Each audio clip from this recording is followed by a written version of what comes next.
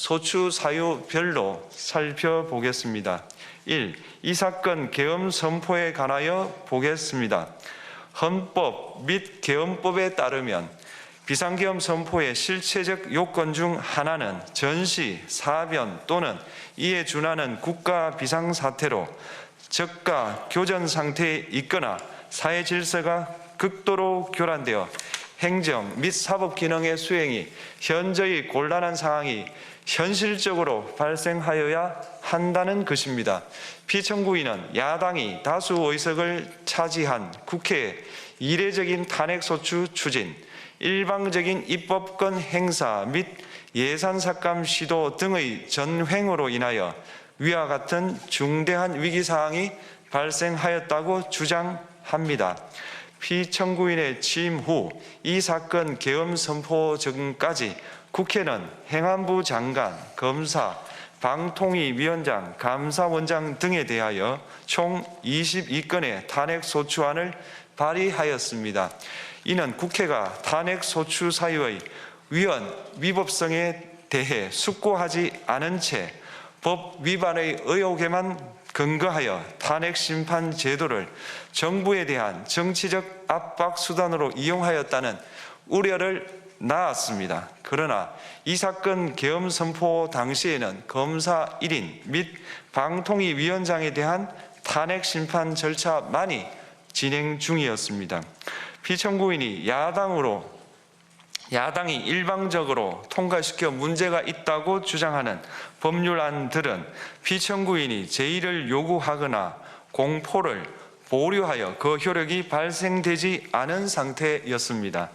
2025년도 예산안은 2024년 예산을 집행하고 있었던 이 사건 계엄 선포 당시 상황에 어떠한 영향을 미칠 수 없고 위 예산안에 대하여 국회 예결특위의 의결이 있었을 뿐 본회의의 의결이 있었던 것도 아닙니다. 따라서 국회의 탄핵소추, 입법, 예산안 심의 등의 권한 행사가 이 사건 계엄 선포 당시 중대한 위기 상황을 현실적으로 발생시켰다고 볼 수 없습니다.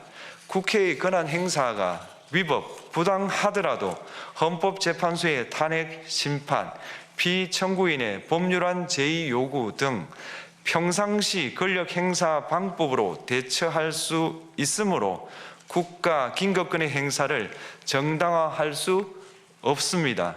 피청구인은 부정선거 의혹을 해소하기 위하여 이 사건 계엄을 선포하였다고도 주장합니다.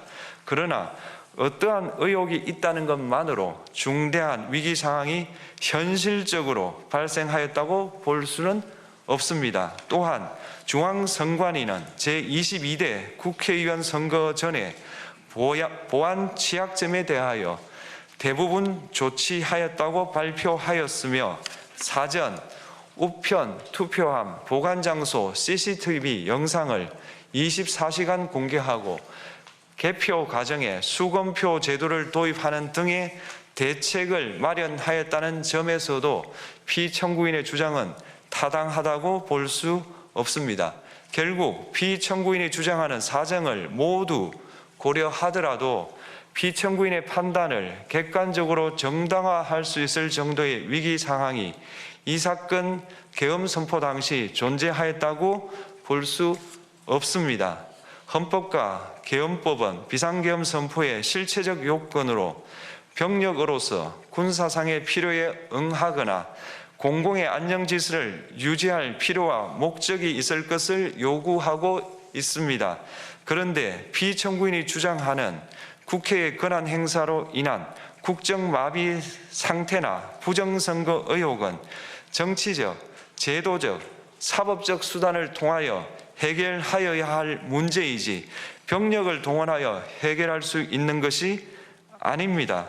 피청구인은 이 사건 계엄이 야당의 전횡과 국정위기 상황을 국민에게 알리기 위한 경고성 계엄 또는 호소형 계엄이라고 주장하지만 이는 계엄법이 정한 계엄 선포의 목적이 아닙니다.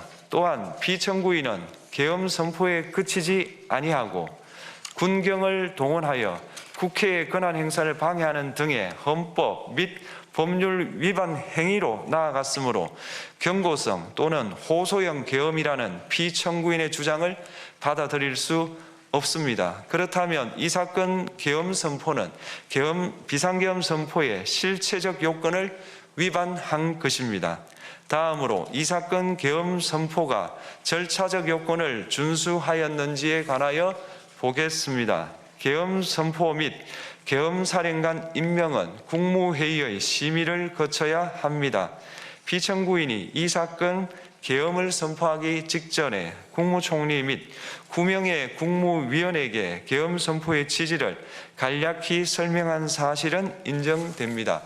그러나 피청구인은 계엄사령관 등 이 사건 계엄의 구체적인 내용을 설명하지 않았고 다른 구성원들에게 의견을 진술할 기회를 부여하지 않은 점을 고려하면 이 사건 계엄 선포에 관한 심의가 이루어졌다고 보기도 어렵습니다. 그 외에도 피청구인은 국무총리와 관계 국무위원이 비상계엄 선포문에 부서하지 않았음에도 이 사건 계엄을 선포하였고 그 시행 일시, 시행 지역 및 계엄사령관을 공고하지 않았으며 지체 없이 국회에 통고하지도 않았으므로 헌법 및 계엄법이 정한 비상계엄 선포의 절차적 요건을 위반하였습니다. 2. 국회에 대한 군경 투입에 관하여 보겠습니다. 피청구인은 국방부 장관에게 국회에 군대를 투입할 것을 지시하였습니다. 이에 군인들은 헬기 등을 이용하여 국회 경내로 진입하였고 일부는 유리창을 깨고 본관 내부로 들어가기도 하였습니다. 피청구인은 육군 특수전 사령관 등에게 의결 정족수가 채워지지 않은 것 같으니 문을 부수고 들어가서 안에 있는 인원들을 끄집어내라는 등의 지시를 하였습니다. 또한 피청구인은 경찰청장에게 계엄사령관을 통하여 이 사건 포고령의 내용을 알려주고 직접 6차례 전화를 하기도 하였습니다. 이에 경찰청장은 국회 출입을 전면 차단하도록 하였습니다. 이로 인하여 국회로 모이고 있던 국회의원들 중 일부는 담장을 넘어가야 했거나 아예 들어가지 못하였습니다. 한편 국방부 장관은 필요시 체포할 목적으로 국군 방첩사령관에게 국회의장, 각 정당 대표 등 14명의 위치를 확인하라고 지시하였습니다. 피청구인은 국가정보원 1차장에게 전화하여 국군 방첩사령부를 지원하라고 하였고 국군 방첩사령관은 국가정보원 1차장에게 위 사람들에 대한 위치 확인을 요청하였습니다. 이와 같이 피청구인은 군경을 투입하여 국회의원의 국회 출입을 통제하는 한편 이들을 끌어내라고 지시함으로써 국회의 권한 행사를 방해하였으므로 국회에 계엄 해제 요구권을 부여한 헌법 조항을 위반하였고 국회의원의 심의 표결권, 불체포 특권을 침해하였습니다. 또한 각 정당의 대표 등에 대한 위치 확인 시도에 관여함으로써 정당 활동의 자유를 침해하였습니다. 피청구인은 국회의 권한 행사를 막는 등 정치적 목적으로 병력을 투입함으로써 국가안전보장과 국토방위를 사명으로 하여 나라를 위해 봉사하여 온 군인들이 일반 시민들과 대치하도록 만들었습니다. 이에 피청구인은 국군의 정치적 중립성을 침해하고 헌법에 따른 국군 통수 의무를 위반하였습니다. 3. 이 사건 포고령 발령에 관하여 보겠습니다.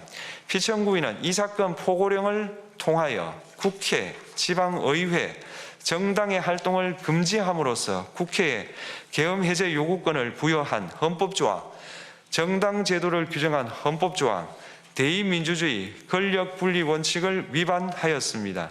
비상계엄 하에서 기본권을 제한하기 위한 요건을 정한 헌법 및 계엄법 조항, 영장주의를 위반하여 국민의 정치적 기본권, 단체 행동권, 직업의 자유를 침해하였습니다. 4. 중앙선관위에 대한 압수수색에 관하여 보겠습니다.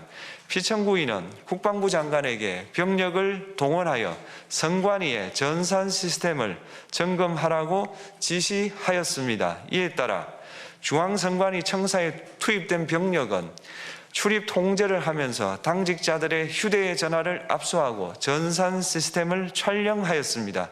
이는 선관위에 대하여 영장 없이 압수수색을 하도록 하여 영장주의를 위반한 것이자 선관위의 독립성을 침해한 것입니다. 5. 법조인에 대한 위치 확인 시도에 관하여 보겠습니다. 앞서 말씀드린 바와 같이 피청구인은 필요시 체포할 목적으로 행해진 위치 확인 시도에 관여하였는데 그 대상에는 퇴임한 지 얼마 되지 않은 전 대법원장 및 전 대법관도 포함되어 있었습니다. 이는 현직 법관들로 하여금 언제든지 행정부에 의한 체포 대상이 될 수 있다는 압력을 받게 함으로 사법권의 독립을 침해한 것입니다. 지금까지 살펴본 피청구인의 법 위반 행위가 피청구인을 파면할 만큼 중대한 것인지 관하여 보겠습니다. 피청구인은 국회와의 대립사항을 타개할 목적으로 이 사건 계엄을 선포한 후 군경을 투입시켜 국회의 헌법상 권한 행사를 방해함으로써 국민 주권주의 및 민주주의를 부정하고 병력을 투입시켜 중앙선관위를 압수수색하도록 하는 등 헌법이 정한 통치구조를 무시하였으며 이 사건 포고령을 발령함으로써 국민의 기본권을 광범위하게 침해하였습니다. 이러한 행위는 법치국가 원리와 민주국가 원리의 기본 원칙들을 위반한 것으로 그 자체로 헌법 질서를 침해하고 민주공화정의 안정성에 심각한 위해를 끼쳤습니다. 한편 국회가 신속하게 비상계엄 해제 요구를 결의할 수 있었던 것은 시민들의 저항과 군경의 소극적인 임무 수행 덕분이었으므로 이는 피청구인의 법 위반에 대한 중대성 판단에 영향을 미치지 않습니다. 대통령의 권한은 어디까지나 헌법에 의하여 부여받은 것입니다. 피청구인은 가장 신중히 행사되어야 할 권한인 국가 긴급권을 헌법에서 정한 한계를 벗어나 행사하여 대통령으로서의 권한 행사에 대한 불신을 초래하였습니다. 피청구인이 취임한 이래 야당이 주도하고 이례적으로 많은 탄핵 소추로 인하여 여러 고위공직자의 권한 행사가 탄핵 심판 중 정지되었습니다. 2025년도 예산안에 관하여 헌정사상 최초로 국회 예산결산특별위원회에서 정액 없이 감액에 대해서만 야당 단독으로 의결하였습니다. 피청구인이 수립한 주요 정책들은 야당의 반대로 시행될 수 없었고 야당은 정부가 반대하는 법률안들을 일방적으로 통과시켜 피청구인의 제의 요구와 국회의 법률안 의결이 반복되기도 하였습니다. 그 과정에서 피청구인은 야당의 전횡으로 국정이 마비되고 국익이 현저히 저해되어 가고 있다고 인식하여 이를 어떻게든 타개하여야만 한다는 막중한 책임감을 느끼게 되었을 것으로 보입니다. 피청구인이 국회의 권한 행사가 권력 남용이라거나 국정 마비를 초래하는 행위라고 판단한 것은 정치적으로 존중되어야 합니다. 그러나 피청구인과 국회 사이에 발생한 대립은 일방의 책임에 속한다고 보기 어렵고 이는 민주주의 원리에 따라 해소되어야 할 정치의 문제입니다. 이에 관한 정치적 견해의 표명이나 공적 의사결정은 헌법상 보장되는 민주주의와 조화될 수 있는 범위에서 이루어져야 합니다. 국회는 소수 의견을 존중하고 정부와의 관계에서 관용 그리고 자제를 전제로 대화와 타협을 통하여 결론을 도출하도록 노력하였어야 합니다. 피청구인 역시 국회의 대표인 국회를 협치의 대상으로 존중하였어야 합니다. 그럼에도 불구하고 피청구인은 국회를 배제의 대상으로 삼았는데 이는 민주정치의 전제를 허무는 것으로 민주주의와 조화된다고 보기 어렵습니다. 피청구인은 국회의 권한 행사가 다수의 횡포라고 판단했다 하더라도 헌법이 예정한 자구책을 통해 견제와 균형이 실현될 수 있도록 하였어야 합니다. 피청구인은 취임한 때로부터 약 2년 후에 치러진 국회의원 선거에서 피청구인이 국정을 주도하도록 국민을 설득할 기회가 있었습니다. 그 결과가 피청구인의 의도에 부합하지 않더라도 야당을 지지한 국민의 의사를 배제하려는 시도를 하여서는 안 되었습니다. 그럼에도 불구하고 피청구인은 헌법과 법률을 위반하여 이 사건 계엄을 선포함으로써 국가 긴급권 남용의 역사를 재현하여 국민을 충격에 빠뜨리고 사회, 경제, 정치, 외교 전 분야의 혼란을 야기하였습니다. 국민 모두의 대통령으로서 자신을 지지하는 국민을 초월하여 사회 공동체를 통합시켜야 할 책무를 위반하였습니다.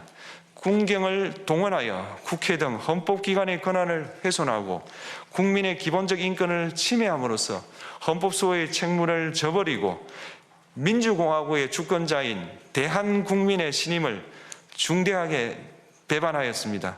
결국 피청구인의 위법 행위는 국민의 신임을 배반한 것으로 헌법 소호의 관점에서 용납될 수 없는 중대한 법 위반 행위에 해당합니다. 피청구인의 법 위반 행위가 헌법 질서에 미친 부정적 영향과 파급 효과가 중대하므로 피청구인을 파면함으로써 얻는 헌법 소호의 이익이 대통령 파면에 따르는 국가적 손실을 압도할 정도로 크다고 인정됩니다. 이에 재판관 전원의 일치된 의견으로 주문을 선고합니다. 탄핵 사건이므로 선고 시각을 확인하겠습니다. 지금 시각은 오전 11시 22분입니다. 주문, 피청구인 대통령 윤석열을 파면한다.